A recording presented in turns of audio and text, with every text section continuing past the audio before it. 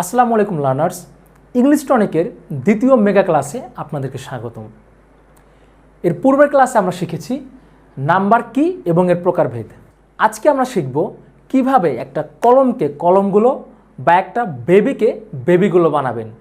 তবে সাবধান, আজকে কিন্তু আমরা বউ এবং চোর নিয়েও গ্রামার শিখব। মজার সব জোকস আর গল্পের মাধ্যমে এই নাম্বার আপনার মাথার ভিতরে গেঁথে দেওয়ার দায়িত্ব আমার। তো খাতা কলম নিয়ে রেডি তো গাইস? বন্ধুরা, এবারে আমরা প্রবেশ করেছি এই নাম্বারের ডেঞ্জার জোনে। অর্থাৎ এখান থেকেই কিন্তু বিভিন্ন চাকরির পরীক্ষা বলেন, অ্যাডমিশন বলেন, বিসিএস বলেন, সব জায়গায় সুন্দর সুন্দর প্রশ্ন এসে থাকে। তো প্রথমে আমি এই নাম্বার নিয়ে যে রুলসগুলো রয়েছে তাদের মধ্যে সবচেয়ে ইম্পর্ট্যান্ট যে রুলসগুলো সেগুলো আমি এখানে মুখস্থর মতো করে লিখে দেব এবং এরপরে আমি ওই রুলসগুলো মজার ছলে কিন্তু আপনাদের মাথায় ঢুকিয়ে দেব। বন্ধুরা, এখানে আমি এই নাম্বারের সংক্ষিপ্ত রুলসগুলো খুব সুন্দর করে এখানে লিখে দিয়েছি। আপনারা কিন্তু চাইলে এই রুলসগুলো সরাসরি মুখস্থ করে নিতে পারেন, কিন্তু অনেকে আছেন যাদের মুখস্থ মনে থাকে না কিংবা মুখস্থ করলেও জিনিসটা বুঝতে পারে না কিংবা এক্সাম হলে যে সেই জিনিসটা মাথায় আসে না। তো তার জন্য কিন্তু আমরা এই প্রত্যেকটি রুলস সহ আরও বাকি যে রুলসগুলো রয়েছে সেগুলো কিন্তু খুবই মজার ছলে ছন্দে ছন্দে এবং জোকসের মাধ্যমে এর পরবর্তীতে শিখব। সো অবশ্যই ভিডিওটা কিন্তু শেষ পর্যন্ত দেখবেন এবং ভিডিওটা ভালো লাগলে অবশ্যই লাইক দিবেন এবং আমার চ্যানেলে নতুন হলে অবশ্যই সাবস্ক্রাইব করবেন। তো চলুন এখন আমরা আসল গেমে প্রবেশ করি। এখন আমরা নাম্বারের রুলসগুলোকে মনে রাখার জন্য বিস্তারিতভাবে এই রুলসগুলোকে শিখব। এখন আমরা দেখব রুল অন সাধারণ এখন আমরা দেখব রুল অন বা একাদুকা রুল। এটাকে একাদুকা রুল কী জন্য বলা হয়? কারণ হচ্ছে দুনিয়ার সব নাউন অর্থাৎ 90% নাউনের শেষে যদি আমরা শুধুমাত্র একটা এসকে যুক্ত করি সেটা একা থেকে দুকা হয়ে যায়, অর্থাৎ প্লুরাল হয়ে যায়। দুকা হচ্ছে কি? প্লুরাল বা একের অধিক। যেমন বয় থেকে কি হয়ে গেল? বয়েজ। পেন থেকে কি হয়ে গেল? পেন্স। শুধুমাত্র এখানে একটা এস কিন্তু যুক্ত হয়েছে। সেকেন্ড রুলটা হচ্ছে হিস রুলস। দেখুন, খুব মজার না? আমি যেভাবে আপনাদেরকে শেখাবো, যে এরকম মজা করে বিভিন্ন টেকনিক ইউজ করে শেখাবো, অন্য কোথাও কিন্তু এরকম পাবেন না। এই যে আপনাকে আগে দেখেছেন যে রুল টুকে হিস রুলস বলা হয়, আমি কিন্তু আপনাদের শেখাচ্ছি যে রুলস টু আপনারা কীভাবে মনে রাখবেন। হিসটা মাথায় আসলে কিন্তু আপনাদের রুল টু চোখের সামনে ভেসে উঠবে। মনে করুন আপনি একা একা কোনো জঙ্গলে গেছেন, তো সেখানে যাওয়ার পর সাপের মতো হিস শব্দ শুনছেন। আপনি তখন অবশ্যই ভয় পাবেন, মানে আপনার শরীর বেশি ঘামতে থাকবে, ঠিক আছে? আপনাকে কুল করার জন্য কিন্তু বেশি বাতাস দিতে হবে। তাই যখন শব্দের শেষে এস সিএস এক্স জেড এগুলো থাকবে তখন প্লাস এস যুক্ত করতে হবে। অর্থাৎ যখন বেশি বাতাস বের হবে তখন কিন্তু শুধুমাত্র একটা এস দিলে চলবে না, অর্থাৎ একটা প্লাস এস দিলে চলবে না। যেহেতু আপনাকে কুল করার জন্য কিন্তু আপনাকে বেশি বাতাস দিতে হবে, যেহেতু আপনি বেশি ভয় পেয়েছেন, সাপের জন্য ভয় পেয়েছেন, এই জন্য এখানে ইএস যুক্ত করতে হবে। আমরা এক্সাম্পলের মাধ্যমে দেখি। ক্লাস, এখানে কি আছে? এস আছে। সো কি হয়ে গেল? Classes. Brush brushes, watches, boxes. তো আশা করি আপনারা এই রুল অন এবং টু বুঝতে পেরেছেন। চলুন আমরা পরবর্তী রুলসে চলে যাই। এখন আমরা শিখব রুল 3। বন্ধুরা, কোনো শব্দের শেষে যদি অয় থাকে এবং তার আগে যদি কনসোনেন্ট থাকে তাহলে তখন ওই অয়কে ঘাড় ধাক্কা দিয়ে বের করে সেখানে কি বসাতে হয়? আইএস বসাতে হয়। এটাই হচ্ছে আমাদের রুল 3।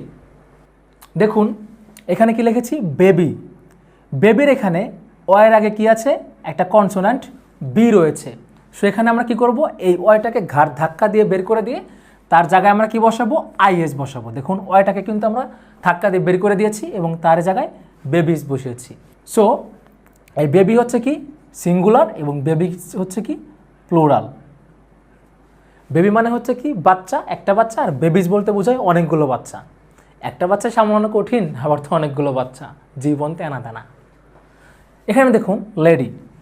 লেডি মানে হচ্ছে একটা লেডিকে বোঝাচ্ছে বা একটা মহিলাকে ভদ্রমহিলাকে বোঝাচ্ছে এবং এখানে যেহেতু অয়ের আগে ডি রয়েছে সেজন্য আমরা কী করেছি? অয়টাকে বের করে দিয়েছি এবং সে জায়গায় আইএস বসেছি। এখানে ফ্লাই অর্থ কি? মাছি। যেহেতু অয়ের আগে একটা কনসোনেন্ট রয়েছে, সো ওয়াইটাকে সরিয়ে দিয়ে এখানে আইএস বসেছে। কিন্তু বন্ধুরা এখানে কিন্তু আরেকটা গুরুত্বপূর্ণ বিষয় রয়েছে। আমরা জানি কি, যদি অয়ের আগে কনসোনেন্ট বসে তখন প্লুরাল করতে কি বসে, আইএস বসে। কিন্তু অয়ের আগে যদি vowel A E I O U কোনো একটা বসে তখন প্লুরাল করতে আমাদের কি বসাবো? কারণ সেন্টেন্সে কিন্তু শুধুমাত্র অয়ের আগে কনসোনেন্ট থাকে না, ভাওয়েলও থাকে। সো আমরা এই বিষয়টাও দেখে নিই। যদি 2 নম্বর দিলাম, ভাওয়েল প্লাস অয় থাকলে কি হবে, শুধুমাত্র একটা এস যুক্ত হয়ে যাবে। অর্থাৎ যদি অয়ের আগে ভাওয়েল থাকে তখন কি হবে, এই যে শব্দটা থাকবে তার সাথে শুধুমাত্র এস যুক্ত হবে, তখন কিন্তু অয় থেকেই যাবে। তো আমরা যদি এক্সাম্পলের মাধ্যমে দেখি, যেমন বয়, বয়ের এখানে দেখুন অয়ের আগে কি আছে, একটা ভাওয়েল রয়েছে। আমরা ভাওয়েল কি কি জানি, A E I O U. So O কি আমাদের ভাওয়েল, যেহেতু অয়ের আগে একটা ভাওয়েল রয়েছে সেহেতু আমাদের কি হবে, জাস্ট এই অয়ের সাথে অর্থাৎ এই শব্দটার সাথে একটা এস যুক্ত হবে, বি ও অয় এস। তেমনি করে ঠয়। সো আশা করি আপনারা রুল 3ও সুন্দরভাবে বুঝতে পেরেছেন। আর যদি কিছু না বোঝেন আপনারা কিন্তু আমাদের ফেসবুক গ্রুপ যে রয়েছে সেখানে কিন্তু আপনারা পোস্ট করতে পারেন যে আপনারা কোন বিষয়টাকে বুঝতে পারছেন না, আমরা কিন্তু সরাসরি ওখানে বুঝিয়ে দেবো, অথবা আমাদের কমেন্ট বক্সে কমেন্ট করে জানাতে পারেন, আমরা কিন্তু কমেন্টে গিয়েও আপনাদের বিষয়টাকে বুঝিয়ে দেবো, অথবা আরেকটি ক্লাস আপনাদের জন্য ওই বিষয়ের উপর তৈরি করে দেব। তো চলে এলাম রুল 4-এ। রুল 4 হচ্ছে কোনো শব্দ শেষে যদি এফ অথবা এফই থাকে তাহলে তাকে প্লুরাল করতে হলে এফ বা এফিকে ঘাড় ধাক্কা দিয়ে বের করে দিয়ে সেখানে ভিএসকে বসাতে হয়। তো আমরা এক্সাম্পলগুলো দেখি।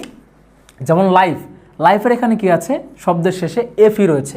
সো আমরা এটাকে প্লুরাল করতে হলে আমাদের কি করতে হবে, এফিকে সরিয়ে দিয়ে এর স্থলে ভিএস বসাতে হবে। লাইফ মানে হচ্ছে জীবন এবং লাইফসগুলো মানে হচ্ছে জীবনগুলো। এখানে এরকম শব্দের শেষে কি রয়েছে, এফ রয়েছে। সো এফটাকে আমরা কি করব, প্লুরাল করতে সরিয়ে দেবো এবং এখানে ভিএস বসাবো। লিফ মানে হচ্ছে পাতা এবং লিভস মানে হচ্ছে পাতাগুলো।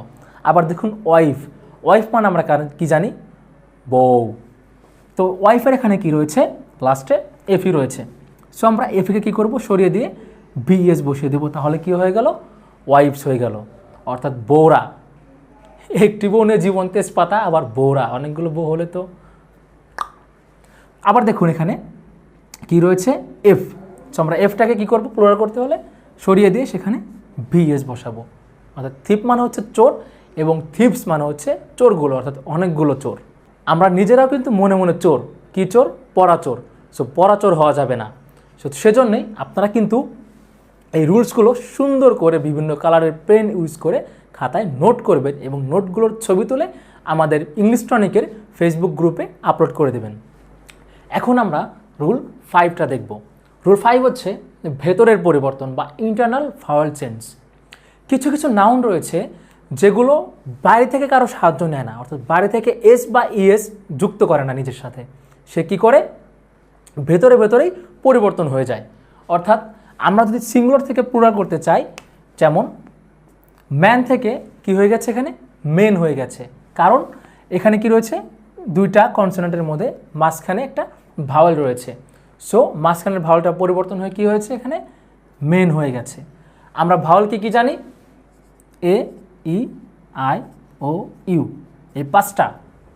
আবার দেখুন এখানে মাঝখানে কি রয়েছে, দুটো ভাওয়েল রয়েছে, সেটি পরিবর্তন হয়ে কি হয়েছে, ফিট, ফুট অর্থাৎ পা, এবং ফিট হচ্ছে কি পাগুলো। আবার ম্যান, ম্যান মানে একটা মানুষকে বোঝাচ্ছে সিঙ্গুলার, আর মেন বলতে কি বোঝাচ্ছে, অনেকগুলো মানুষকে বোঝাচ্ছে।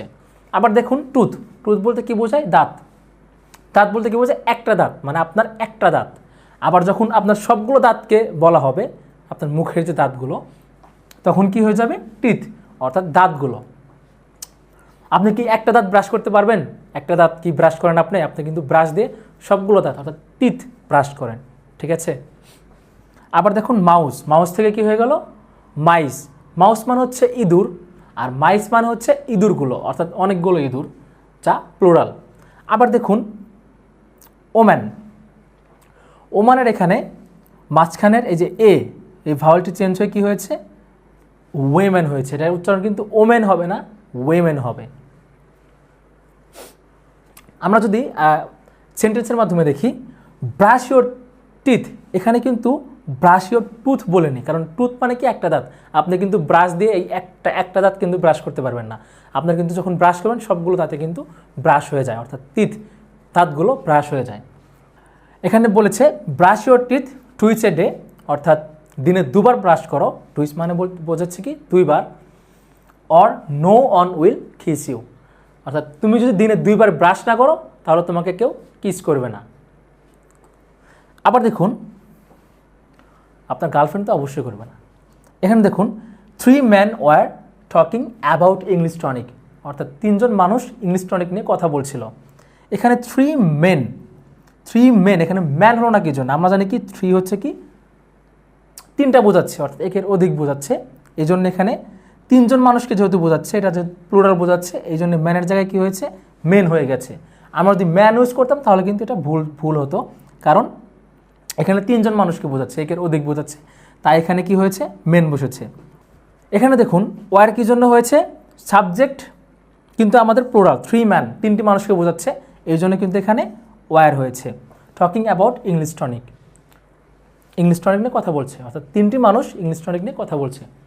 তো আশা করি রুল নাম্বার 5ও আপনারা বুঝতে পেরেছেন।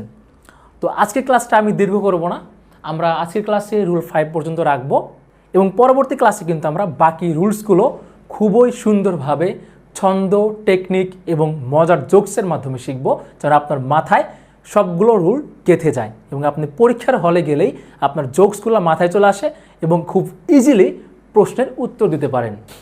তো আজকে এ পর্যন্তই, দেখা হচ্ছে পরবর্তী ক্লাসে। নতুন কিছু জোকস এবং ফানি ট্রিক্স নিয়ে কিন্তু আমি পরবর্তী ক্লাসগুলো নেব। তো সে পর্যন্ত সবাই ভালো থাকবেন, সুস্থ থাকবেন এবং ইংলিশ টনিকের সাথে থাকবেন। আল্লাহ হাফেজ।